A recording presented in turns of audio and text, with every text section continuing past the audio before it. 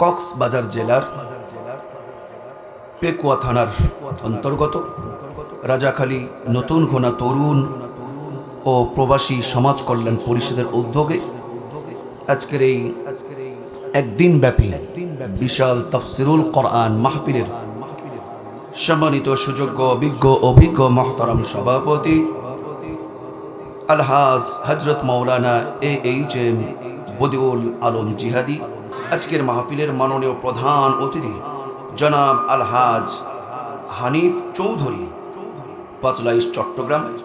আমার পূর্বে যিনি আলোচনা করলেন, অল্প সময় পেয়েছিলেন, উনিও একজন ভালো আলোচক, উনিও একজন ভালো বক্তা, মুফাসসির। রাজশাহীতে আমরা একসাথে এসেছি, রাজশাহী থেকে আমার বন্ধুবর হাফেজ কারি মুফতি মাওলানা সাব্বির হোসাইন সাহেব। আল্লাহ পাক প্রত্যেকটা কোরআনের দায়ীকে কোরআনের পাখি আল্লামা সাইদি সাহেবের মতন সারা বিশ্বময় কবুল আর মঞ্জুর করুন। আমরা পড়ছি আল্লাহুম্মা আমিন।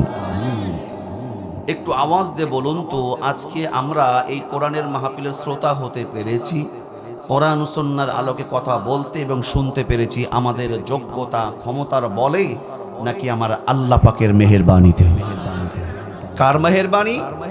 তাহলে যে আল্লাহ পাক হাজার হাজার মানুষদের মধ্য থেকে বাছাই করে করে আমাদেরকে যাদেরকে মঞ্জুর করলেন, আমরা খুশি কম না বেশি? যদি খুশি হয়ে থাকেন বেশি, ভাইরা আওয়াজ দিতে হবে আরো দ্বিগুণ বেশি। তাহলে আসুন দল মত নির্বিশেষে আকাশ বাতাস মুখরিত করে কণ্ঠ উঁচু করে আমরা একযোগে বলে উঠছি আলহামদুলিল্লাহ। আর একটু মহব্বতের সাথে পড়ি আলহামদুলিল্লাহ। অতঃপর লক্ষ কোটি দরুদ ও সালাম পেশ করছি সেই নবীর প্রতি যিনি আপনার আমার দয়ার নবী, যিনি হলেন আখিরি জামানার পাইগাম্বার নবী, সর্বকালের সর্বযুগের সর্বশ্রেষ্ঠ মহামানব বিশ্বনবী মুহাম্মদুর রাসূলুল্লাহ সাল্লাল্লাহু আলাইহি ওয়াসাল্লামের উপর এই মুহূর্তে আমরা আলোচনা প্রবেশের পূর্বেই আমরা আল্লাহর কাছে দোয়া করছি, মাগফিরাত কামনা করছি। বিশেষ করে এই রাজাখালী নতুন ঘোনা, এই আশেপাশে যতগুলো কবরস্থান রয়েছে, কবরস্থান আছে না, যত মুরব্বি শায়িত আছে, আপনাদের এই মসজিদের যত মুসল্লি নামাজ পড়েছে, যারা আজকে কবরে চলে গেছে, এই মসজিদের ইট বালি সিমেন্ট টাকা পয়সা জায়গা জমি দ্বারা দিয়েছিলেন, তারা যারা কবরে চলে গেছে, তিনারা সহ আমরা এইখানে যারা উপস্থিত, আমাদের পিতামাতা ভাই বোন মুরব্বি আত্মীয় স্বজন যিনারা কবরে চলে গেছেন, আল্লাহ পাক প্রত্যেককেই ক্ষমা করে প্রত্যেকের কবরটাকে আল্লাহ পাক জান্নাতের বাগান বানিয়ে নিন। আমরা সকলে পড়ছি আল্লাহুম্মা আমিন। এই দেশের বাতিলের আতঙ্ক ছিলেন, বাতিলের বিরুদ্ধে কণ্ঠস্বর ছিলেন আমাদের শরীফ ওসমান হাদি ভাই। নাম কি? আপনার নাম শুনেছেন? শরীফ ওসমান হাদি ভাই নাম শুনেন নাই? আল্লাহ পাক তার মনের তামান্না, আল্লাহ পাক তার শাহাদাত মঞ্জুর করেছেন বলে আলহামদুলিল্লাহ। আমরা দোয়া করছি, আল্লাহ তোমার বান্দা ইয়াং মানুষ, ছোট্ট সন্তান, পরিবার, স্ত্রী, মা, সবার কথা ভুলে গিয়ে আল্লাহ দিন ইনসাফ প্রতিষ্ঠার জন্য আল্লাহ তার কণ্ঠটাকে উঁচু করে তুলেছিল। আল্লাহ তার তামান্না ছিল শাহাদাতের। আল্লাহ তুমি হাদি ভাইকে শাহাদাতের মর্যাদা দিয়েছ। আমরা দোয়া করছি তার মৃত্যুটাকে শাহাদাতের উচ্চ মাকাম দান করে হাদি ভাইয়ের কবরটাকে বেহেশতের বাগান বানিয়ে দিন। আমরা পড়ছি আল্লাহুম্মা আমিন। হাদি ভাইয়ের সন্তান, স্ত্রী, মা, পরিবারকে ধৈর্য ধারণ করার পূর্ণ শক্তি দান করুন। আমরা পড়ছি আল্লাহুম্মা আমিন। আমার ভাইয়েরা, আমি সরাসরি কোরআন সুন্নাহর আলোকে কিছু কথা বলবো এবং আমরা সকলেই এই আলোচনাগুলো শুধু শুনবো না, আমরা আলোচনাগুলো শুনবো এবং মানবো, আমল করব। কথা বলুন ঠিক না ব্যাঠিক? তবেই মাহফিলটা সার্থকতায় পরিণত হবে। আমার আব্দুল মান্নান ভাই, আব্দুল হালিম ভাইরা কত কষ্ট করে, আমার জাহাঙ্গীর আলম ভাই, আমি বুঝতে পেরেছি এই মাহফিলের পিছনে তার একটা অবদান আছে। আমি খুশি হয়েছি। আপনাদের সবার যে অর্থ শ্রম টাকা দিয়ে এত সুন্দর একটা কোরআনের মাহফিল, আমরা চাই এই মাহফিলটা যেন আমাদের কামিয়াবি সফলতা দান করে। কথা ঠিক না ব্যাটি? এই জন্য মাহফিলটা কামিয়াবি হবে তখন আলোচনা শোনার পরে আমরা সেটা আমলে জিন্দেগি গড়ব যখন। কথা বলুন ঠিক না ব্যাটি?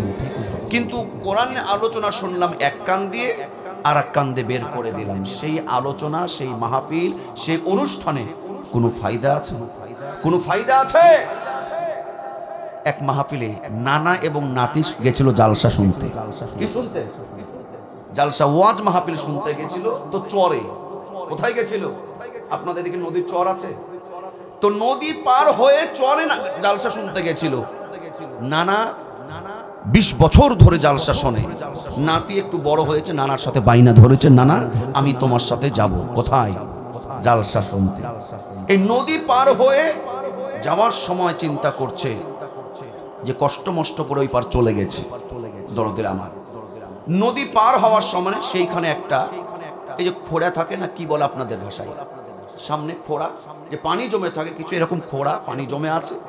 তো এইরকম ভাবে কষ্ট মষ্ট করে মনে করেন যে কোনো রকম ভাবে পার হয়ে চলে গেছে। ওয়াজ মাহফিল শুনেছে, ওয়াজে হুজুর বক্তব্য দিয়েছে যে ভাই, হাঁটুর উপরে কাপড় তোলা কবিরা গুনাহ। আমাদের অনেক ভাই আছে, অনেক ইচ্ছাকৃত ভাবে হাঁটের উপরে নেংটি মারে। আপনাদেরকে কি বলে? নেংটি মারা কি বলে? কি মারা?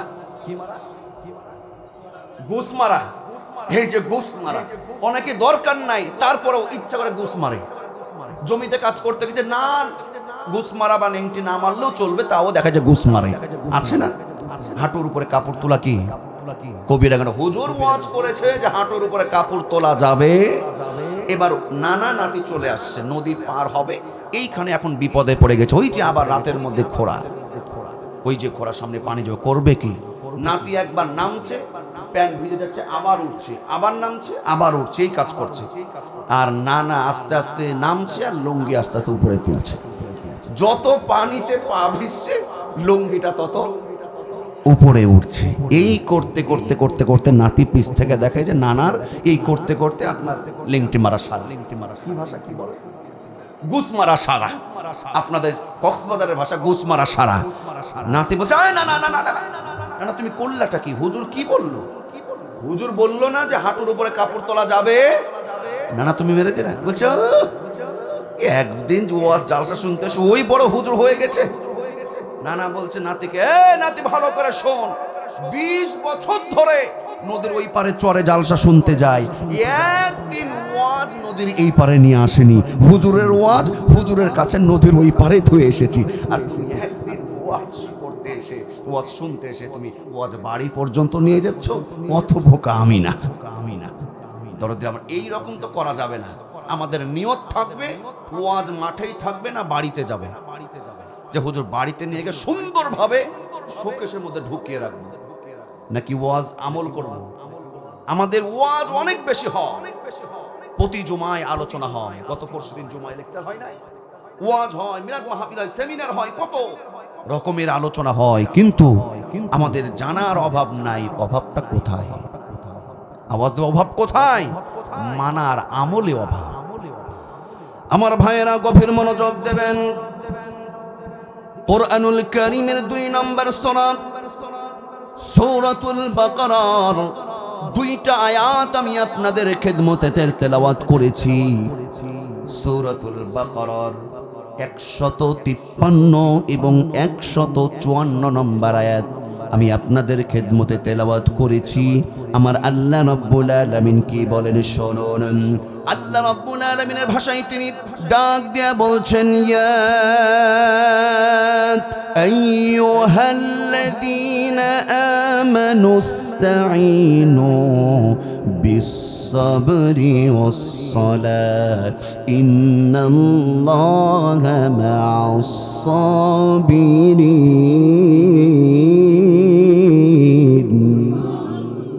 আরো চিৎকার করে বলুন আল্লাহু আকবার। সবচাইতে বড় কে? সবার চাইতে মহান কে? সেই আল্লাহকে মহান বলতে, আল্লাহু আকবার বলতে আমাদের কারো আপত্তি আছে? মহব্বতের সাথে কণ্ঠ ছেড়ে দিয়ে বলবেন আল্লাহু আকবার। কত নম্বর সূরা? 2 নম্বর সূরা। সূরার নাম কি? সূরাতুল বাকারা। আলোচনা কোথায় থেকে করছি? রেকর্ড করেন। ও যুবক ভাইরা, রেকর্ড করো। কত নম্বর সূরা?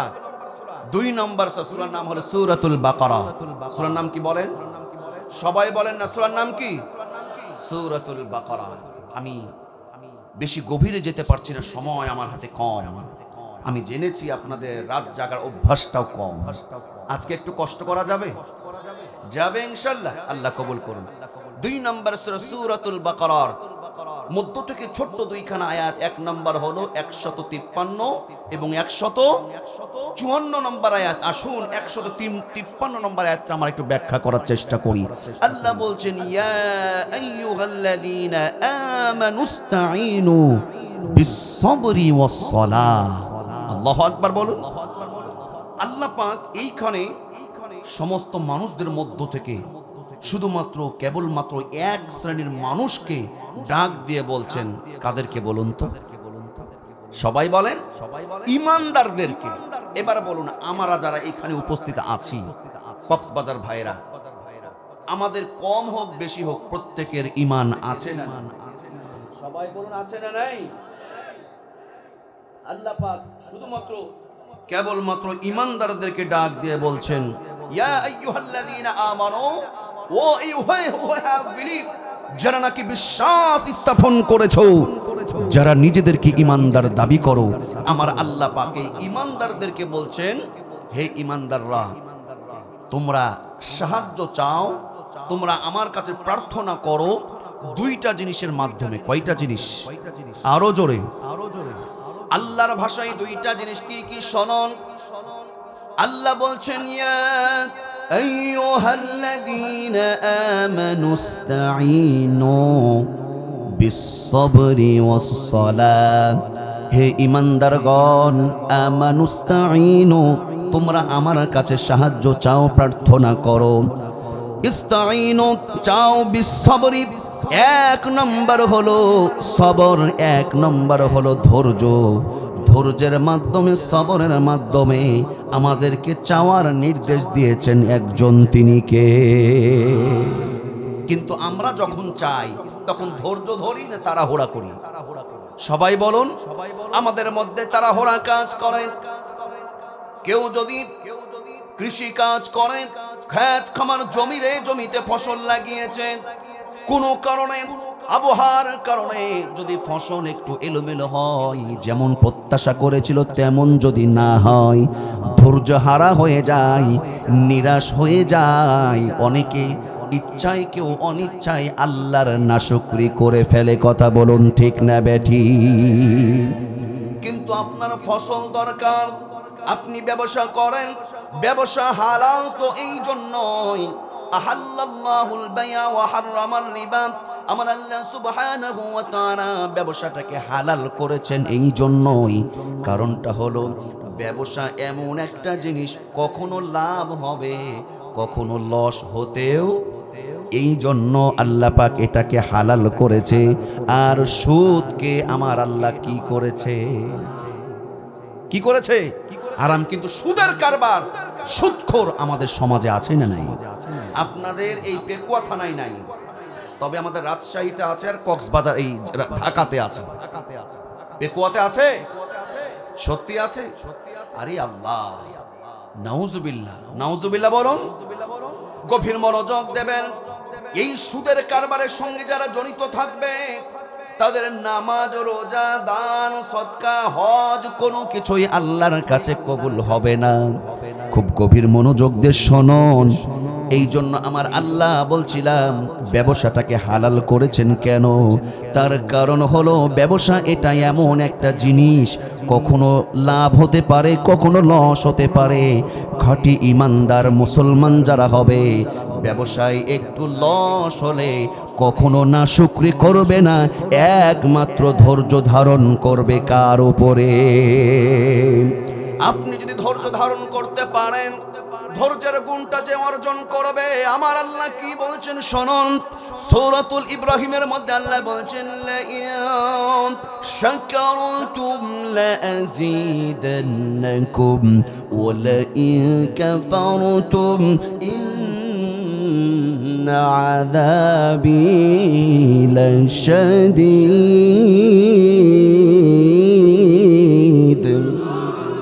আমার আল্লাহ বলেন, তোমরা আল্লাহর নিয়ামত যখন পাবে, আল্লাহর নিয়ামতের লাইন শাকারতুম লা আযীদান্নাকুম, নিয়ামতের শুকরিয়া আদায় করো, যদি আদায় করতে পারো লা আযীদান্নাকুম, আমার আল্লাহ তোমার নিয়ামতের আরো বহুগুণ বাড়িয়ে দেবে।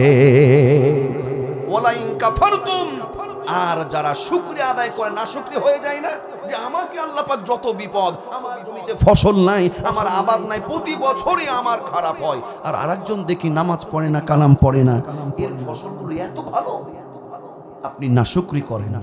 এই রকম আছে না নাই? নাশুকরি করা যাবে? নাশুকরি করবে যারা, ওয়ালা ইন কাফারতুম, যারা নাশুকরি করবে, ধৈর্য দ্বারা হারাবে, আমার আল্লাহ বলছেন ইন্না আযাবি লাশাদীদ, তারা যেন জেনে রাখে নিশ্চয়ই আমার আল্লাহর আযাব কঠিন তার জন্য অপেক্ষা করছে। তাহলে কখনো ব্যবসায় কম বেশি হতে পারে, নাশুকরি করা যাবে, করতে হবে নাকি ধৈর্য ধারণ করতে হবে? দরদিরা আমার, ব্যবসাটা কেন হালাল, খুব গভীর মনোযোগ দেবেন। ব্যবসা হালাল এই কারণেই, একজন ক্রেতা আর বিক্রেতা দুইজনের স্বার্থ, দুইজনের প্রয়োজন যেই জিনিসটার মাধ্যমে মিটে, দুইজনের প্রয়োজন যেই জিনিসটার মাধ্যমে মিটে, সেই মাধ্যমটার নাম হলো ব্যবসা। নাম কি? সেই জিনিসটার নাম হলো ব্যবসা। কেমন করে? ধরুন আপনার ঘরে চাউল নাই, আপনার ঘরে চাউল নাই, আপনার কাছে টাকা আছে কিন্তু আপনার দরকার চাউল। চাউলের দোকানে চাউল আছে, চাউলের দোকানদারের কাছে দরদির আমার টাকা নাই, তার চাউল আছে। আপনার ড্রামে, আপনার কুঠিতে, আপনার ড্রামে চাউল নাই কিন্তু আপনার কাছে কি আছে? টাকা আছে। আর ওই দোকানদারের কাছে চাউল আছে, টাকা নাই, তার টাকার দরকার, আপনি তাকে টাকা দিলেন। এই যে আপনি চাউল ক্রয় করে নিয়ে আসলেন, আপনার পরিবার, স্ত্রী, বিবি, বাল বাচ্চা, সন্তানদের প্রয়োজন মিটালেন। আর ওই যে যিনি চাউল বিক্রেতা, তার কাছে চাউল ছিল কিন্তু তার টাকার প্রয়োজন ছিল, এই টাকা দিয়ে পরিবারের অন্যান্য কোনো কাজ কাম সে করবে। আপনি চাউল টাকা দিয়ে নিলেন, আপনার চাউল মিটলো, আর তার টাকার প্রয়োজন ছিল, ব্যবসা করে সেই পরিবারের প্রয়োজনটা মিটালো। এটার নাম হলো ব্যবসা। কথা বলুন ঠিক না ব্যাটি? এখন ওই চাউলওয়ালার কাছে টাকা আছে, তার স্ত্রীর কাপড় দরকার, তার সন্তানদের পোশাক দরকার, তার কাছে কাপড় নাই, টাকা আছে। আর আপনি হলেন কাপড়ওয়ালা, আপনার টাকা দরকার, আপনার এই যে কাপড়ওয়ালা, আপনার টাকা দরকার কিন্তু আপনার কাছে কাপড় আছে, টাকা নাই। ওই যে চাউল বিক্রি করে টাকাটা নিয়ে আপনার কাছ থেকে কাপড় নিল, কাপড় নিয়ে পরিবারে কাজ করলো, টাকা নিয়ে কাপড়ওয়ালা অন্য তার কাজ মিটালো। এই যে ক্রেতা এবং বিক্রেতা উভয়ের প্রয়োজন মিটে, এর মাধ্যমটার নাম কি? ব্যবসা। আর সুদ, সুদখোর কাকে বলে জানেন? সুদটাকে আমার আল্লাহ হারাম করেছেন। কেন জানেন? হারাম হলো ব্যবসা উভয়ের লাভ হয়, উভয়ের কল্যাণ নিহিত রয়েছে। আর সুদের মধ্যে দুইজনের উভয়ের কল্যাণ নয়, নিহিত। এই কল্যাণ নিহিত আছে কয়জনের? আরো জো বলেন, কয়জনের? আচ্ছা, যে সুদ দেয়, আপনাকে রাগ করছেন? কথা বোঝা যায়? যে সুদ দেয় সে গরিব মানুষ না ধনী? সে ধনী না গরিব? ধনী। যে সুদ দেয় সে আসলে মরা না তাজা? আর যে সুদ নেয় সে কি তাজা না মরা? ধনী না গরিব? সুদ এই কারণে হারাম, একজন গরিব অসহায় দিনমজুর, একজন বিপদগ্রস্ত, অর্থাৎ বাংলা ভাষায় যেটা তাজা না মরা, মরাটা কিন্তু ধনীর কাছ থেকে, অর্থাৎ তাজার কাছ থেকে 50,000 টাকা, 1 লক্ষ টাকা, 2 লক্ষ টাকা তার কাছ থেকে নেয় সুদের চুক্তিতে। দরদিরা সুদের ভিত্তিতে টাকা নেয়। দেখবেন বছরে মাসে মাসে এত % সুদ দিতে হবে। কিভাবে? যে সুদ নেয় এবং যে সুদ দেয় দুইজনই লাভবান হয় না। 1 বছর 2 বছর পরে দেখবেন এই সুদটা বাড়তে বাড়তে তার টাকা, মূল টাকা থেকে লাভ আরো কয়েক গুণ বেড়ে যায়। কথা ঠিক না বেঠিক? আর যখন বেড়ে যায় এত বেশি বিপদের মুখে সম্মুখীন হয়। আমার ভাইরা, যে সুদ নিয়েছে এই মরাটা আরো মরে আর তাজাটা আরো মোটা হয়। কথা ঠিক না বেঠিক? অতএব এইখানে বৈষম্য রয়েছে, একজন জিতছে আর একজন হারছে। এই জন্য আমার আল্লাহ বলেন আহাল্লাল্লাহুল বাই'a ওয়া হারামার রিবা। আল্লাহু আকবার। আমার আল্লাহ ব্যবসাকে করেছেন কি? হালাল। ও সুদকে করেছেন হারাম। সুদখোর যেখানে আমরা নাই, সুদের সাথে কোনো সম্পর্ক আমাদের থাকতে দরদের আমার খুব গভীর মনোযোগ দিয়ে শুনুন। সুদের সবচাইতে ছোট গুনাহ হলো সুদ যে খাবে তার ঈমান আমল নষ্ট তো হবে, আমল কাজে আসবে না।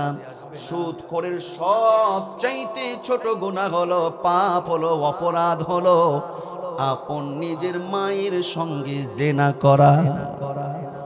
যারা নাউজুবিল্লাহ বললেন না পরশুদিন সকালে বলে নিন, সবাই বলুন নাউজুবিল্লাহ, আরো জোরে নাউজুবিল্লাহ। সুদখোরের সবচাইতে বড় অপরাধ হলো আপন মায়ের সাথে কি করা? জিনা করা। সুদখোরের সবচাইতে বড় অপরাধ হলো আল্লাহ আল্লাহর রাসূলের সঙ্গে যুদ্ধ ঘোষণা করা। নাউজুবিল্লাহ বলুন। আল্লাহ আল্লাহ রাসূলের সাথে যুদ্ধ ঘোষণা করে কেউ বাঁচতে পারে? আল্লাহ আল্লাহ রাসূলের সাথে কেউ যুদ্ধ ঘোষণা করলে তার জন্য জান্নাত আর থাকতে পারে? অতএব সে যাবে জান্নাতে নয়, সুদখোর যাবে কোথায়? আমি বলছিলাম খেয়াল করুন, আল্লাহ সুবহানাহু ওয়া তাআলা 2 নম্বর সূরা সূরাতুল বাকারার 153 নম্বর আয়াতে ঈমানদারদেরকে আল্লাহ বলছেন, তোমরা বিপদে মুসিবতে যখন তোমরা আমার কাছে সাহায্য চাইবে, ইস্তাঈনু, সাহায্য চাইবে কয়টা জিনিসের মাধ্যমে? সকলে বলুন 2টি। কয়টা জিনিস? আল্লাহ বলেন ইস্তাঈনু বিস-সাবরি ওয়াস-সালাহ।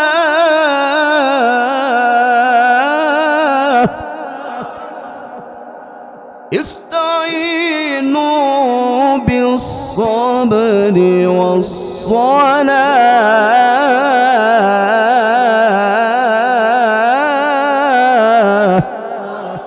আল্লাহু আকবার। আল্লাহ বলছেন তোমরা আমার কাছে চাও, ইস্তাঈনু বিস-সাবরি। 1 নম্বর হলো ধৈর্যর গুণ থাকা লাগবে। আমরা চাই আল্লাহ দাও, আল্লাহ চাকরি দাও, আল্লাহ ব্যবসা দাও, আল্লাহ ছেলে মেয়েটাকে ভালো স্কুলে চান্স পেয়ে দাও। দোয়া করা শেষ না হতে হতে খালি টার্গেটে থাকে দোয়া কবে কবুল হবে। দোয়া কবুল হলো আসি, না হলে মনে করি যে দোয়া কবুল হচ্ছে না, তাহলে অন্য রাস্তা ধরি। অনেকে নামাজ পর্যন্ত ছেড়ে দেয়। কথা বলুন ঠিক না বেঠিক? দরদের আমার শুনুন, এই সবর বিস-সাবরি ওয়াস-সালাহ, ধৈর্য ধারণ কাকে বলে? আমরা ধৈর্যের ব্যাখ্যা একটাই মনে করি, ধৈর্যের ব্যাখ্যা আমরা মনে করি বিপদে পড়লে, মুসিবতে পড়লে ধৈর্য ধারণ করব, সবরে জামিল এখতিয়ার করব। কিন্তু কোরআন সুন্নাহর পরিভাষায় ধৈর্য সবরের শাখা রয়েছে 3টি। কয়টি? মুখস্থ করেন। ধৈর্য এবং সবরের শাখা হলো 3টি। 1 নম্বর হলো ধৈর্য কাকে বলে, সবর কাকে বলে? 1 নম্বর হলো দরদির আমার, আল্লাহ পাক তার যতগুলা বিধান আল্লাহ পাক আমাদের জন্য নাজায়েজ করেছেন, হারাম করেছেন, নিষেধ করেছেন, সেই হারাম নাজায়েজ নিষেধ কাজ থেকে আমাদেরকে বিরত থাকতে হবে। সবর ধৈর্য ওই যে আপনার নফসকে নিয়ন্ত্রণ করতে হবে, নফসকে থামাতে হবে, নফসকে কন্ট্রোল করতে হবে। নফসকে ধৈর্য ধারণ করার বুদ্ধি পরামর্শ ঈমানদাররা দেবে। কথা বলুন ঠিক না ব্যাঠি? কোরআন সুন্নাহর পরিভাষায় ধৈর্যের শাখা হলো 3টি। 1 নম্বর হলো সমস্ত হারাম অন্যায় নাজায়েজ কাজগুলোকে ছেড়ে দিতে হবে। আপনি ততক্ষণ হারাম কাজ ছেড়ে দিতে পারবেন না। নফসকে আপনি যতক্ষণ কন্ট্রোল নিয়ন্ত্রণ করতে পারবেন না। কথা বলুন ঠিক না বেঠিক? আর 2 নম্বর হলো আল্লাহ সুবহানাহু ওয়া তাআলা আপনার আমার উপরে যেটা ফরজ করেছে, আল্লাহর যেটা হুকুম আছে, দরদির আমার সেই হুকুমটা, আল্লাহর হুকুমটা যথাযথ আমাদেরকে পালন করার দরকার আছে না নাই? সর্বশেষ 3 নম্বর হলো সবর, ধৈর্য ধারণের কোরআন সুন্নাহর পরিভাষায় 3 নম্বর শাখা হলো বিপদে মুসিবতে চলতে গেলে ঘরে, পরিবারে, ব্যবসাতে, রাজনীতিতে, সমাজনীতি, পরিবার নীতিতে অনেক সময় বিপদ আসতে পারে, মুসিবত আসতে পারে। ইমানদার মুসলমান বিপদে মুসিবতে একমাত্র ধৈর্য ধারণ করবে কার উপরে? যারা এই কাজটা করতে পারবে, আল্লাহ বলেন ওয়াবাশশিরিস সাবিরিন, যারা ধৈর্য ধারণ করতে পারবে আল্লাহ সবরকারী ধৈর্যশীলদের সাথেই রয়েছে। ধৈর্যের ফল কি হয়? মিষ্টি হয়। ধৈর্যের ফল তিক্ত হয় না মিষ্ট হয়? এটা কি প্রমাণ পেয়েছেন? জীবনে প্রমাণ পান নাই? ধৈর্যের ফল মিষ্টি হয়। আমি উচিত একটা কথা বলছি, শুনুন। আপনারা কিছুদিন পূর্বে দেখেছেন স্বৈরাচারের আমলে, ধরে আপনারা লক্ষ্য করে দেখেছেন যে বিশেষ করে জামাত, শিবির, এদের উপরে তো সবচাইতে বেশি নির্যাতন হয়েছে। বিএনপির উপরেও নির্যাতন হয়েছে। কথা ঠিক না ব্যাঠি? জামাত বিএনপির উপরে এত বেশি নির্যাতন হয়েছে যে পরিচয় দিলেই বিপদ ছিল। ঠিক না? আর জামাত ইসলামের লোকরা যেহেতু মুখে দাড়ি রাখেন, টুপি পরেন, জুব্বা পরেন, এই কারণে সাধারণ পাবলিক যদি আওয়ামী লীগে করতো তাহলে দাড়ি টুপি রাখা বিপদ ছিল। কথা বলুন ঠিক না? দাড়ি টুপি থাকলে ওদের লোকই ওদেরকে বলতো যে তুমি জামাত শিবিরে যোগ দিয়েছো না? বলতো কি বলতো না? আচ্ছা, সেই সময় এত বেশি নির্যাতন করেছে, অসংখ্য বিএনপির ভাইরা রাতের পর রাত বাড়িতে ঘুমাতে পারে নাই। আপনারা এখন বলছেন যে কেমন দেশ হয়ে গেল, এত নির্যাতন মানুষ করে। যদি এটা মোড়ে মোড়ে প্রজেক্টরে দেখানো যেত 16 বছর মানুষগুলো কিভাবে কষ্ট করেছে, আর মানুষগুলোকে শুধুমাত্র বিএনপি এবং জামাত করার জন্য তাদেরকে রাতের পর রাত আমবাগানে, আমার ভাইয়েরা ধানের ভুঁয়ে, পরিবার ছেড়ে, স্ত্রী ছেড়ে মাঠে ময়দানে রাত কাটাতে হয়েছে। কথা বলুন ঠিক না ব্যাঠি? আমি নিজেও অনেকদিন নিজের বাড়িতে ঘুমাতে পারি নাই। আর জামাত ইসলাম আর এই শিবির টুপি পরলে, দাড়ি রাখলে তো শিবির চালিয়ে দাও, ঠিক না ব্যাঠি? এত নির্যাতন চালিয়েছে, এই ভয়ে অসংখ্য পিতামাতা সন্তানদের ভার্সিটিতে পড়তো, বলতো বাবা খবরদার, মেয়েদেরকে বলতো খবরদার বোরখা পরবি না, নাহলে তোকেও শিবির বলে চালিয়ে দিবে। কথা ঠিক না ব্যাঠি? আমি বলছিলাম সেই সময় এত বিপদ, এত মুসিবত, এত হুমকি ধামকি মামলা গেছে। আমার ভাইয়েরা সেই সময়টা কষ্টে পার হয়েছে না? আওয়াজ দিয়ে বলুন, কষ্ট হয়েছে না হয় নাই? যারা ধৈর্য ধারণ করেছিল এদের সম্মান বেড়েছে না কমেছে? ওই যে ধৈর্যের ফল মিষ্টি। এখন পুলিশ ভাইরা কি বলে জানেন? যেই পুলিশদের সামনে দাঁড়িয়ালা টুপিয়ালা গেলে বেকা চোখে তাকাতে, আলেম ওলামা, টুপিয়ালা, দাঁড়িয়ালা, হাজী সাহেবদেরকে মানুষ মনে করতো না। এখন সেই পুলিশরা বলে হুজুর আমার দাদাও শিবির করত। সত্য কথা বলতো, হুজুর আমার বাপও সাথী ছিল, আর আমিও তো শিবিরের সাথে ছিলাম। অভিনয়, পোশাক চেঞ্জ করেছে পুলিশের, দেখেছেন? পোশাক চেঞ্জ করলে চলবে না, ভিতর চেঞ্জ করতে হবে।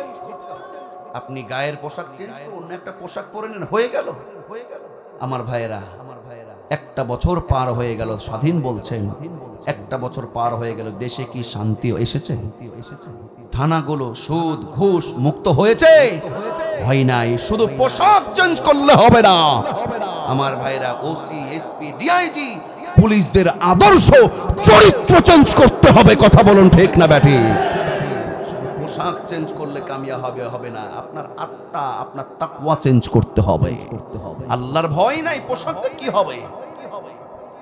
পোশাক দিয়ে, দাড়ি দিয়ে, জুব্বা দিয়ে যদি সব হতো আমার ভাইয়েরা, তাহলে রবীন্দ্রনাথ ঠাকুরের দাড়ি কিন্তু আমার চাইতে বড় ছিল। আমার হুজুরের দাড়ি, আমার দাড়ি, হুজুরের দাড়ি এক জায়গায় করলেও কিছু কম হতো। রবীন্দ্রনাথ ঠাকুর কি জান্নাতে যাবে? আমার ভাইয়েরা, বড়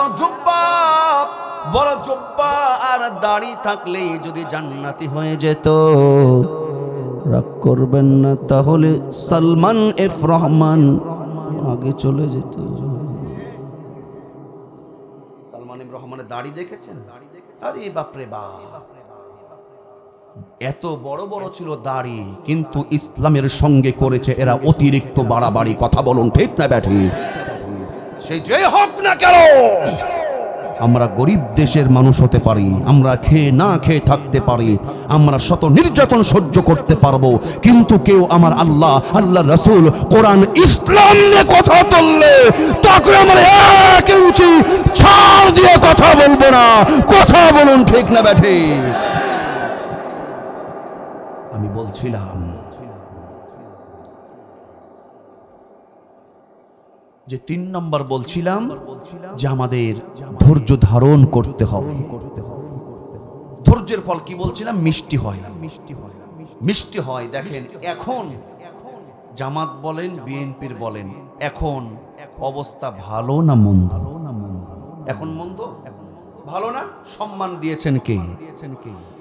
একটা লজিক দিয়ে বললাম, শুধু বুঝে নিবেন, যেই কোনো বিপদ আসুক, মুসিবত আসুক, যদি ধৈর্য ধারণ করতে পারেন, দরদিরা আমার, সাময়িক কষ্ট হবে কিন্তু এর ফল বড়ই মিষ্ট হবে। বলি সুবহানাল্লাহ। আমার আল্লাহ রাব্বুল আলামিন সূরাতুল বাকারার 153 নম্বর আয়াতে মুমিন ঈমানদারদেরকে তার সাহায্য চাইতে বলছেন। সাহায্য পাবে তারা, ওই সমস্ত ব্যক্তিদের সঙ্গে আমার আল্লাহ থাকবেন যারা 2টা কাজ করবে। কয়টা? 1 নম্বর হলো, সাহায্য যখন চাইবেন ধৈর্য রাখতে হবে, সবর রাখতে হবে। কোরআন সুন্নাহর পরিভাষায় সবর বললাম 3টা শাখা, ধৈর্যের 3টা শাখা। 1 নম্বর হলো হারাম নাজায়েজ কাজকে ছেড়ে দেওয়া, 2 নম্বর আল্লাহর হুকুম ইবাদত গুলো যথাযথ পালন করা, আর 3 নম্বর হলো দরদির আমার বিপদ মুসিবত আসলে ইন্নাল্লাহা মা'আস সাবিরিন, আল্লাহর সন্তুষ্টর জন্য ধৈর্য ধারা। কথা বলুন ঠিক না বেঠি?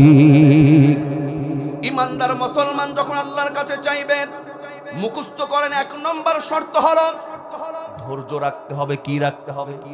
তাড়াহুড়া করা। 2 নম্বর হলো ইস্তাঈনু বিস-সাবরি ওয়াস-সালাত।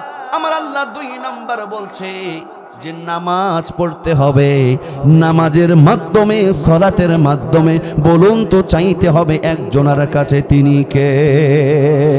যারা নামাজ পড়বে, নামাজের মাধ্যমে আল্লাহর কাছে চাইবে, আমার আল্লাহ বলছেন ওয়াবাশশিরিস সাবিরিন।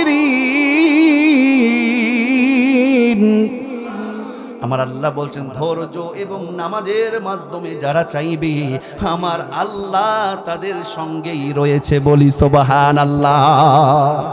ও দরদিরা আমার, কক্সবাজার জেলার পেকুয়ার যুবক ভাইয়েরা, তাহলে নামাজ পড়ার দরকার আছে না নাই? আরো জোরে আছে না নাই? কেন নামাজ পড়বেন? আপনি যদি আল্লাহর খাঁটি বান্দা হতে চান, আপনার রব যে আল্লাহ, আপনার প্রভু যে আল্লাহ, আপনি যে আল্লাহর বান্দা, এটা যদি প্রমাণ করতে চান, সবচাইতে বড় দায়িত্ব, কর্তব্যটা কি শুনুন। আমার আল্লাহ রাব্বুল আলামিন সূরা তাহার মধ্যে বলছেন 16 নম্বর পারায়, ইন্নানি আনাল্লাহু লা ইলাহা ইল্লা আনা ফা'বুদনি ওয়া আকিমিস সালাতা লিযিকরি। আমার আল্লাহ বলেন, বান্দারে আমি তোমার আল্লাহ, আমি তোমার আল্লাহ, তোমরা একমাত্র আমার ইবাদত করো। এবং আমার শরণার্থে তোমরা নামাজ পড়ো, বলি সুবহানাল্লাহ। নামাজ পড়ার দরকার আছে দরদের আমার। আচ্ছা বলুন তো, ফসল ভালো না হলে নামাজ পড়ে চাইবো কার কাছে?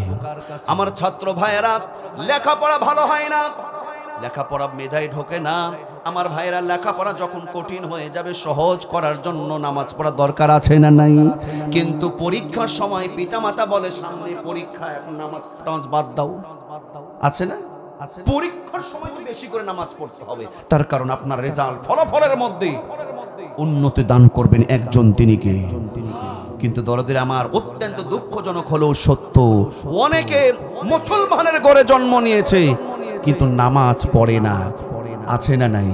কেউ যদি নামাজকে ইচ্ছাকৃতভাবে ত্যাগ করে সে আর ইমানদার মুমিন থাকতে পারে? আর অনেক বাটপার আছে, অনেক বাটপার আছে, অনেক বাউল আছে, দেখবেন আরে বাপরে বাপ, অনেক ভণ্ড পীরের লোক মুরিদ আছে, বলে বাপরে বাপ, আমার বাবার মুরিদ হলে, খাজা বাবার মুরিদ হলে নামাজ রোজা লাগে না। আওয়াজ দিয়ে বলেন নাউজুবিল্লাহ। কি গান গায়, নামাজ লাগে না। পানির নিচে বাতি জ্বালে, পানির নিচে বাতি জ্বালে, ঝড় তো পানি নেভে না, খাজা বাবার মুরিদ হইলে নামাজ রোজা লাগে না। নাউজুবিল্লাহ বলুন। পানির নিচে বাতি জ্বালে, পানির নিচে বাতি জ্বালে, ঝড় তো পানি নেভে না, খাজা বাবার মুরিদ হইলে নামাজ রোজা লাগে না। নাউজুবিল্লাহ। আবার কি গান, দয়াল বাবা কেবলা কাবা আইনার কারিগর, আইনা বসাইয়া দেবন কলমের ভেতর বাবা। আমি বলি তোর দয়াল বাবা, আমি বলি তোর দয়াল বাবা পাগলা বাবা শয়তানের কারিগর, মরার পরে বুঝবি ঠেলা কবরের ভেতর বাবা, মরার পরে বুঝবি ঠেলা কবরের ভেতর। চিৎকার করে বলুন, কথা ঠিক না ব্যাঠে? নামাজ ছাড়া ঈমান থাকতে পারে না। নামাজ নাই হুজুর, আমার সব আছে, নামাজ নাই। আরে তোর নামাজ নাই তো তোর কিয়ামত দিন তোর সাথে তো কোনো কথাই নাই। আউয়ালু মা ইউহাসাবু বিহিল আবদু ইয়াউমাল কিয়ামাতিস সালাহ। কিয়ামতের দিন সর্বপ্রথম বান্দার কিসের হিসাব নেওয়া হবে? আওয়াজ দিয়ে বলুন। আলোচনা বোধহয় একটু কড়া হয়ে যাচ্ছে, আপনারা কষ্ট পাচ্ছেন? তাহলে ও যুবক ভাইরা, নামাজ পড়ার দরকার আছে না নাই? কিন্তু আজকে আমাদের নাম হলো ঈমান আলী, নামাজ পড়ে না, আছে না নাই? ফজর আলী, কোনোদিন ফজরে মসজিদ যাই না। রাগ করছেন? আর কিছুক্ষণ বলবো না, শেষ করে দেব। আরে ওয়াজ তো শুরুই হলো না, টাইম তো শেষ। চলবে কিছুক্ষণ ওয়াজ চলবে, 11:30 না 12টা পর্যন্ত থাকবেন আপনারা। আল্লাহ কবুল করো, বলি আমিন। আমার ভাইয়েরা, নাম ফজর আলী, ফজরে নামাজে যাই, এইরকম অনেকে আছে না? নাম ঈমান আলী, মমিন মিয়া, আরে মমিন জীবনে নামাজের কাছে নাই। নাম আতর আলী, ওর গায়ে দুর্গন্ধ জ্বালায়, কাছে ভিড়া যায় না। নাম আতর আলী, নামের সাথে কামের কোনো মিল নাই। নাম ফকির মিয়া, আরে বাপরে বাপ, কক্সবাজার শহরে 2টা বিল্ডিং, আবার ফকির মিয়া। নাম খোকা মিয়া, 85 বছরের বুড়া, আছে না নাই? নামের সাথে কামের কোন মিল? আমাদের নামের সাথে কামের মিল থাকার দরকার আছে না নাই? আপনি যখন নিজেকে ইমানদার মুসলমান দাবি করবেন, অবশ্যই অবশ্যই 5 ওয়াক্ত নামাজ আপনাকে পড়তেই হবে। কথা বলুন, ঠিক না ব্যাটি? কিন্তু অত্যন্ত দুঃখজনক হলো সত্য, আমাদের মধ্যে কয়েক শ্রেণীর নামাজি আছে, নামাজের কয়েকটা ঢং আছে। আমি কয়েকটা নামাজির কথা বলবো। দেখছেন কিছু নামাজি আছে এই রকম, রমজান আলী, ও শুধু রমজান মাসেই নামাজ পড়বে। ইয়াদ আলী শুধু 2 ঈদে নামাজে যায়, শুধু 2 ঈদে, আছে না? আরে সর্বনাশ। আর একটা আছে মতলব আলী। কি আলী? মতলব আলী। মতলব আলীর সারা বছর নামাজ নাই, 4 বছর পার হয়ে গেল নামাজ নাই, 5 বছর পরে ভোটের সময় মতলব ভোট লওয়ার জন্য ভোটলোক নামাজ পড়ে। কথা বলুন ঠিক না বেঠিক? আর এক শ্রেণীর মতলব আলে আছে ধান্দাবাজ, নামাজ পড়ে না কিন্তু শ্বশুর বাড়ি গেলে নামাজই সাজে। আছে না নাই? আমার ভাইয়েরা গভীর মনোযোগ দেবেন। আমার আল্লাহ পাক এইখানে কি বলছেন? তোমরা যখন আল্লাহর কাছে চাইবে, কি চাইবেন? পরিবারের জন্য, বিবি বাল বাচ্চা সন্তানের জন্য, ব্যবসার জন্য, মাঠ ঘাট জমি ক্ষেতের উন্নতির জন্য, আপনার অভাব আছে অভাব দূরের জন্য, ছেলে মেয়ের ভবিষ্যতে ক্যারিয়ার গড়ে দেওয়ার জন্য, আমার ভাইয়েরা ইসলামী আন্দোলনে বিজয় হওয়ার জন্য, কোরআনের রাজ কায়েমের জন্য, আপনার যেটাই প্রয়োজন হোক না কেন, বলুন তো আমাদের প্রয়োজন যিনি মিটাতে পারেন তিনি কে? তাহলে আমরা আমাদের প্রয়োজন মিটানোর জন্য চাইব মানুষের কাছে নাকি আল্লাহর কাছে? আল্লাহর কাছে যদি চাইতে হয় আপনাকে দুইটা জিনিস মানতে হবে। কোরআনুল কারীমের 2 নম্বর সূরা সূরাতুল বাকারার 153 নম্বর আয়াতটা মনে রাখতে হবে। আল্লাহ বলেন, ইয়া আইয়ুহাল্লাযীনা আমানুস্তাঈনু বিস-সাবরি ওয়াস-সালাহ ইন্নাল্লাহা মা'আস-সাবিরিন। আমার আল্লাহ বলেন, হে ঈমানদারগণ, হে মুমিনগণ, যারা নিজেদেরকে বিশ্বাসী দাবি করো, যারা নিজেদেরকে ঈমানদার দাবি করো, তোমরা যখন ইস্তাইনু, আমি আল্লাহ, আল্লাহর কাছে যখন তোমরা সাহায্য চাইবে, বিসসবরি, ধৈর্যের সাথে, সবরের সাথে, ওয়াসসালাহ, এবং নামাজের সাথে তোমরা আমার কাছে চাইবে, ইন্নাল্লাহা মা'আস-সাবিরিন, আল্লাহ বলছেন বান্দা তোমার সাথে আমি আল্লাহ আছি। আমার ভাইয়েরা, টাকার অভাব আমাদের পিছু ছাড়ে না, খাদ্যের অভাব আমাদের পিছু ছাড়ে না। অনেক ভাইকে যখন ইমাম সাহেব বলেন যে ভাই নামাজে কেন দেখছি না, অনেকে বলে হুজুর ঘরের অবস্থা ভালো না, ইনকাম কমে গেছে, এই জন্য আমরা রিজিকের জন্য অনেকে মসজিদে যাই না। আছে না নাই? একটা দৃষ্টান্ত শুনুন। নবীর সাহাবী খুবাইব রাদিয়াল্লাহু তাআলা ঈমান আনলো। ঈমান আনার কারণে আমার দয়ার নবীর আদরের সাহাবী নবীর হাতে কালেমা পড়ে যখন ঈমান আনলো, খুবাইব রাদিয়াল্লাহু তাআলা আনহুকে ঈমান আনার অপরাধে কাফের বেঈমান মুশরিকরা খুবাইবকে অ্যারেস্ট করে জেলখানায় ভরে দিল। নাউজুবিল্লাহ বলুন। সেই সময় নবীর জামানায় মুশরিক, কাফের, বেঈমান, জালিম শাসক ছিল, স্বৈরাচার ছিল। আমাদের বাংলাদেশে তো ছিল না। আওয়াজ দে বলুন। খুবাইবের অপরাধ হলো একটা, খুবাইবের অপরাধ হলো একটাই, খুবাইব নির্ভেজাল ঈমান এনেছে, আল্লাহর হুকুম যথাযথ পালন করেছে। এই জন্য খুবাইব রাদিয়াল্লাহু তাআলা আনহুকে জেলখানার মধ্যে ভরেছে। আমার ভাইয়েরা, বিগত দিনে আপনারা লক্ষ্য করেছিলেন, আমার ভাইয়েরা, এই বাংলাদেশে হাজার হাজার আলেম আছে, হাজার হাজার বক্তা আছে, হাজার হাজার তাফসীরকারক আছে, কিন্তু ভাইয়েরা সবাই কিন্তু অ্যারেস্ট হয় নাই সাইদি সাহেবের মতো। কথা বলুন ঠিক না ব্যাঠিক? সাইদি সাহেবকে অ্যারেস্ট করেছে, মুফতি আমির হামজা ভাইকে অ্যারেস্ট করেছিল।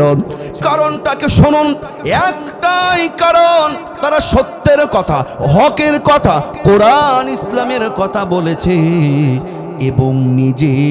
এবং নিজে খাঁটি ঈমান আনয়ন করেছে এবং মানুষগুলোকে তাদের ওয়াজ ও নসিহত দিয়ে পথ ভরা মানুষগুলোকে কোরআনের পাখি সাইদি সাহেব তার জীবনে 50 বছর তাফসীর করার এই জীবনে আমার ভাইরা শত শত হাজার হাজার বেঈমানকে ঈমানদার বানিয়েছে। কথা বলুন ঠিক না ব্যাঠিক?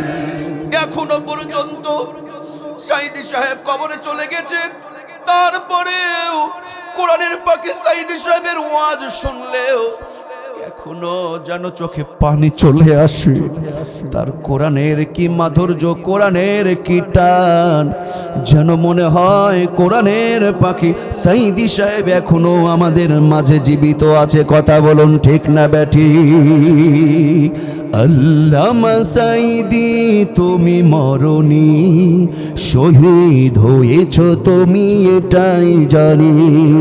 আল্লামা সাইদি তুমি মরনি, শহীদ হয়েছ তুমি এটাই জানি। দেখা তো হবে না এই জীবনে, দেখা হবে জান্নাত ফুল বাগানে। দেখা তো হবে না এই ভুবনে, দেখা হবে জান্নাত ফুল বাগানে। এই আশা পূরণ করো আল্লাহ তুমি, শহীদ হয়েছ তুমি এটাই জানি। আল্লামা সাইদি তুমি মরনি, শহীদ হয়েছ তুমি এটাই জানি। শহীদ হয়েছ তুমি এটাই জানি। শহীদ হয়েছ তুমি এটাই জানি। চিৎকার করে বলুন মারহাবা, আর আওয়াজ দিয়ে বলুন মারহাবা। নবীর সাহাবী বলছিলাম, খুবাইব রাদিয়াল্লাহু তাআলা আনহুকে অ্যারেস্ট করা হয়েছিল।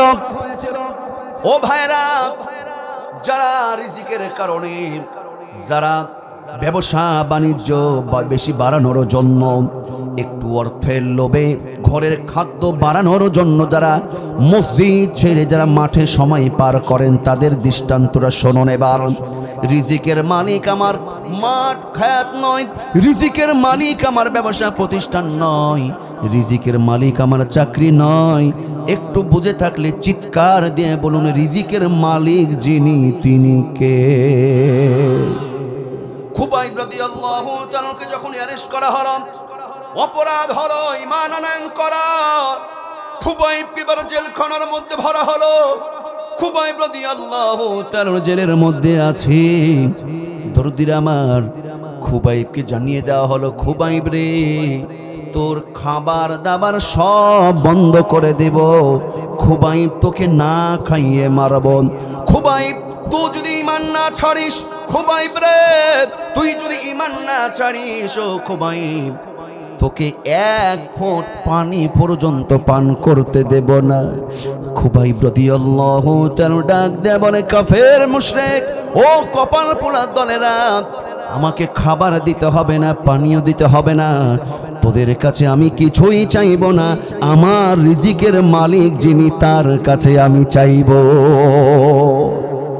খুবাইবের খাবার বন্ধ করে দেওয়া হলো, খুবাইবের রিজিক বন্ধ করে দেওয়া হলো, খুবাইবের দুনিয়াবি রিজিক বন্ধ, খুবাইবের পানিও বন্ধ। দরদির আমার গভীর মনোযোগ দেন। খুবাইব রাদিয়াল্লাহু তাআলা 4 দিন 5 দিন 6 দিন পার হয়ে গেল, কোনো খাবার দেয় না। জেলখানার মধ্যে না খাইয়ে মারার চিন্তা ভাবনা করেছে। এই অবস্থায় খুবাইবকে জেলখানায় ফেলে রেখেছে কাফের বেঈমানদের লিডাররা। এবার একজন গোয়েন্দাকে বলে, ও গোয়েন্দা, যাও তো যাও, খুবাইব 5 দিন 6 দিন হয়ে গেল না খেয়ে, হয়তো এতদিন মরে কঙ্কাল হয়ে গেছে। বলি নাউজুবিল্লাহ। কাফের বেঈমান মুশরিকদের লিডার এবার যখন গোয়েন্দা বাহিনীকে নির্দেশ দিল, গোয়েন্দা এবার গভীর রাত্রিতে খুবাইব কেমন আছে, কি অবস্থায় আছে, বেঁচে আছে না মরে গেছে, এটা দেখার জন্য চুপি চুপি যখন খুবাইবের জেলখানার কাছে আসলো, লক্ষ্য করে দেখে, হায় রে হায়, খুবাইব একটি নাম নয়, একটি পুরা ঈমান। খুবাইব রাদিয়াল্লাহু তাআলা গভীর রাত্রিতে ওযু করলো, ওযু বানিয়ে সুন্দরভাবে যাই নামাজের পাটিতে দাঁড়িয়ে যায়। গোয়েন্দা লক্ষ্য করে দেখে খুবাইব ওযু করে এসে নামাজে দাঁড়িয়ে যায়। নামাজ পড়ে, নামাজ শেষ করে 2 হাত তুলে আল্লাহর কাছে দোয়া করে, আল্লাহ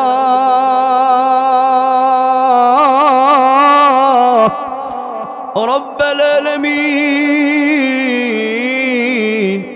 মাবুদ গো, তুমি একটু দেখো না রে মাওলা, আমার একটাই অপরাধ, আমি ঈমান এনেছি। আমি ঈমান আনার কারণে কাফের বেঈমানরা দেখো না রে মাওলা আমার সাথে কি দুর্ব্যবহার করছে। তারা আমাকে বাঁচতে দেবে না, তারা আমাকে না খাইয়ে মারবে, আমার খাবার বন্ধ করে দিয়েছে। খুবাইব আল্লাহকে ডাক দিয়ে বলে, আল্লাহ তারা যা পারে করুক রে মাওলা, তারা আমার খাবার বন্ধ করে দিয়েছে, করুক, কিন্তু মাবুদ তোমার কাছে আমার দুইটা চাওয়া পাওয়া। এক নম্বর হলো আল্লাহ তোমার কাছে আমি একটা চাই, তারা আমার সঙ্গে যেমন দুর্ব্যবহার করবে করুক রে মাওলা, কিন্তু মাবুদ গো আমার জীবনের বিনিময়ে হলেও, আমার জীবনের বিনিময়ে হলেও আল্লাহ জীবনের শেষ নিঃশ্বাস পর্যন্ত আমার ঈমানটাকে টিকিয়ে রাখতে তুমি সাহায্য করো। দুই নম্বর, আল্লাহ তোমার কাছে আমার আরেকটি চাওয়া পাওয়া, ওগো আল্লাহ আমি যদি না খেয়েও মরে যাই, আমি তাদের কাছে রিজিক চাইব না, পানিও চাইব না, তার কারণ আমি জানি রিজিকের মালিক তারা নয়, আমার রিজিকের মালিক হলো একজন। আওয়াজ দে বলুন তিনি কে? আর আওয়াজ দে বলুন তিনি কে? কাফের বেঈমানদের গোয়েন্দাদের লক্ষ্য করে দেখে, খুবাইবের নামাজ শেষ, দোয়া মোনাজাত শেষ হতে দেরি, খুবাইবের দোয়া শেষ হতে দেরি হয়েছে, কিন্তু আল্লাহর পক্ষ থেকে জান্নাতি ফল, জান্নাতি আঙ্গুর, বেদানা খুবাইবের সামনে হাজির হতে দেরি হয় না।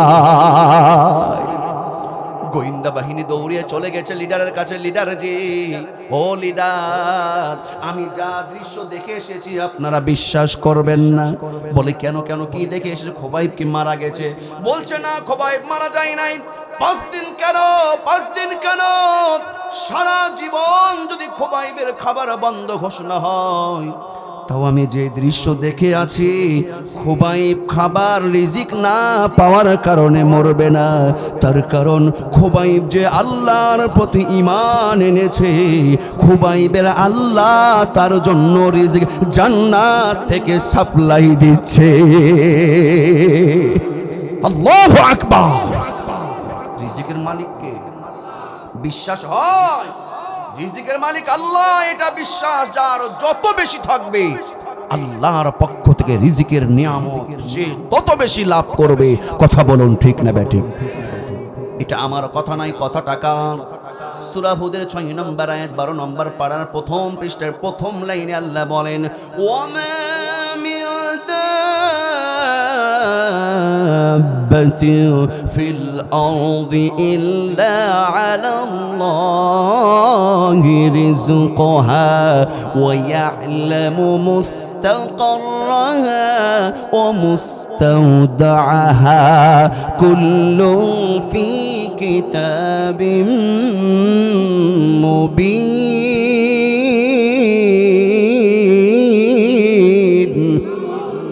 আমার আল্লাহ বলছেন পৃথিবীতে, দুনিয়াতে সমস্ত বিচরণশীল প্রাণী রিজিকের মালিক একজন, তিনি কে? আওয়াজ দিয়ে বলুন তিনি কে? সারা পৃথিবীর প্রাণীর রিজিকের মালিক কে? এই বাংলাদেশের সমস্ত মানুষের রিজিকের মালিক কে? এই কক্সবাজার জেলার নারী পুরুষ সবার রিজিকের মালিক একজন, তিনি কে? এই পেকুয়া থানার আমাদেরও রিজিকের মালিক, পূর্ণ মালিকানা কার হাতে? বিশ্বাস আছে? বিশ্বাস আছে? নামাজ পড়বো সময় মতন যুবক ভাইরা, নামাজ পড়বো তো ইনশাআল্লাহ। যে বেনামাজি তার সাথে আমাদের কোনো সম্পর্ক থাকতে পারে? আমার ভাইয়েরা লম্বা হয়ে যাচ্ছে, শুনুন তাহলে 2 নম্বর সূরা সূরাতুল বাকারার 153 নম্বর আয়াতে আমার আল্লাহ রাব্বুল আলামিন ঈমানদার মুসলমানদের জন্য বলছেন, ধৈর্যের সাথে নামাজের সাথে যারা আল্লাহর কাছে চাইবে আমার আল্লাহ তাকে দিয়ে খুশি করে দেবে। সাহায্য চাইবো কার কাছে? আল্লাহর কাছে। কিসের মাধ্যমে চাইবো? নামাজ এবং ধৈর্য, দুইটা জিনিস। নামাজও পড়তে হবে, দোয়াও করতে হবে, চাইতে হবে ধৈর্য রাখতে হবে। আপনি আজকেই চাইবেন কালকে পাবেন এমনটা নাও হতে পারে, আপনি 1 বছরই পাবেন নাও হতে পারে। ধৈর্যের ফল মিষ্টি। তাহলে বুঝবেন যত লং টাইম ধৈর্য ধরবেন মিষ্টিটা তত কমবে না বাড়বে।